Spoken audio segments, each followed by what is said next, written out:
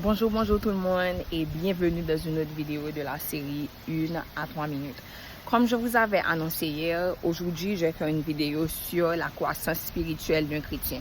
Donc je veux juste commencer par dire que si vous êtes quelqu'un qui vient de commencer ce cheminement, vous êtes quelqu'un qui vient de commencer à essayer de lire sa Bible, vous êtes quelqu'un qui vient de recevoir le Saint-Esprit, ce sujet vous concerne mais pas autant que pour ceux qui ont déjà quelques temps dans leur marche spirituelle. Aujourd'hui, je vais vous demander, vous-même qui avez reçu le Seigneur dans votre cœur depuis quelque temps, est-ce que vous êtes en train de grandir ou bien est-ce que vous êtes toujours à un état dormant?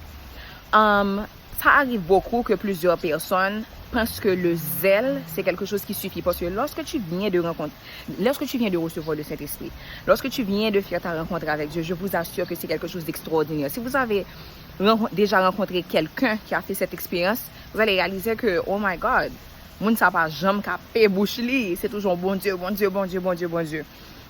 Et having lived it myself, je peux vous garantir que c'est impossible de ne pas être comme ça. Quand tu fais vraiment l'expérience, c'est impossible de ne pas. C'est trop pour que tu puisses contenir. Toute ta vie change. Et comme la Bible te dit, c'est que tu es une nouvelle créature. Les choses anciennes sont passées, toutes choses sont devenues nouvelles. Les gens commencent à te dire que tu as changé. Ton langage change. Les choses qui t'intéressaient changent. Et même si tu n'ouvres pas ta bouche, je me rappelle quand je venais de faire ma rencontre avec Dieu, je n'avais encore dit ça à personne. J'avais reçu le Saint-Esprit, plein de choses extraordinaires s'étaient passées. Et puis, je marchais à l'université. Et puis, quelqu'un m'a dit, there's something different about you. Donc, juste pour vous dire que le changement est extraordinaire. Cependant, même si vous êtes passionné de Dieu, le zèle ne suffit pas. Un chrétien est appelé à avoir des racines.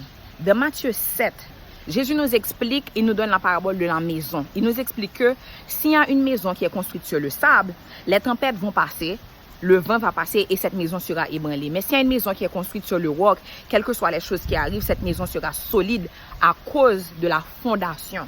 Donc c'est la même chose. Quand Jésus nous donnait cette parabole-là, il parlait de nous. Quand il parle de temple, il parle de nous parce que maintenant avec la nouvelle alliance, on est le temple du Saint-Esprit. C'est plus obligé d'être un temple physique, mais nous sommes le temple où le Saint-Esprit est appelé à habiter.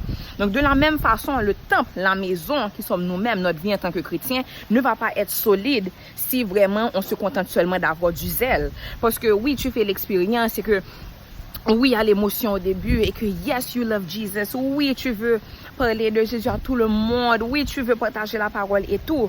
Mais à the end of the day, si tu n'as pas de racines, qu'est-ce qui va te tenir? Dans Hébreu, le passage que j'avais partagé hier, il vous dit qu'on a beaucoup de choses à expliquer. La Bible, c'est pas un livre comme ça, où juste monter sous lit. Ça demande non seulement que vous soyez rempli du Saint-Esprit avant de lire la Bible, mais il y a tellement de choses à comprendre là-dedans. La parole que je vous ai montrée dans Hébreu disait que il y a encore beaucoup de choses qu'on a à vous expliquer, des choses qui sont difficiles, des choses compliquées à expliquer, mais vous êtes devenus lents à comprendre. Parce que vous qui depuis longtemps, vous devriez être des maîtres, vous depuis longtemps qui devriez être capable d'expliquer la parole, vous qui depuis longtemps devriez commencer à avoir des révélations à travers la parole, vous êtes toujours à l'état de prendre du lait.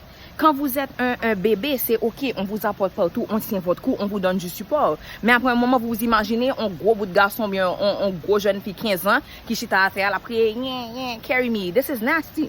No, nobody's trying to do that. C'est la même chose.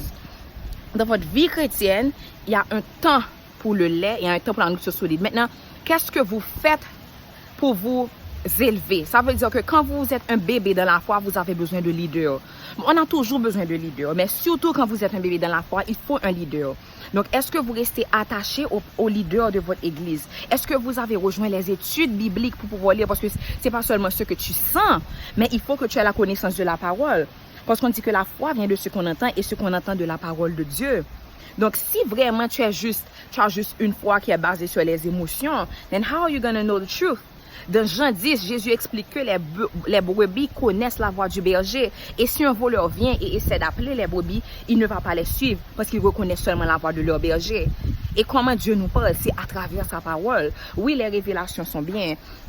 Oui, avoir des rêves et des visions, c'est bien. Mais Dieu veut que tu commences par avoir le discernement en sachant ce que dit sa parole. Et c'est cette parole-là qui va te donner les racines.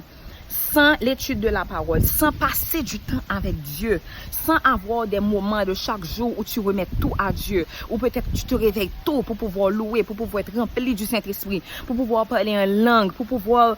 Tu ne vas pas avancer dans ta mort spirituelle. Et il est impossible de plaire à Dieu quand on n'alimente pas notre foi.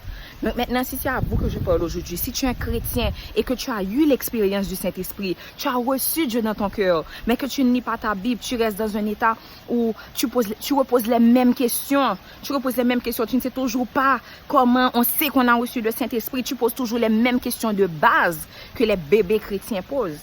Je t'invite à te demander, what are you doing? Qu'est-ce que tu fais pour grandir en tant que chrétien? Et si tu réalises que tu ne fais rien, c'est le moment de te reconnecter, c'est le moment de grandir, c'est le moment de t'instruire. Donc c'est avec ça que je vous laisse aujourd'hui et on se voit demain pour une autre vidéo.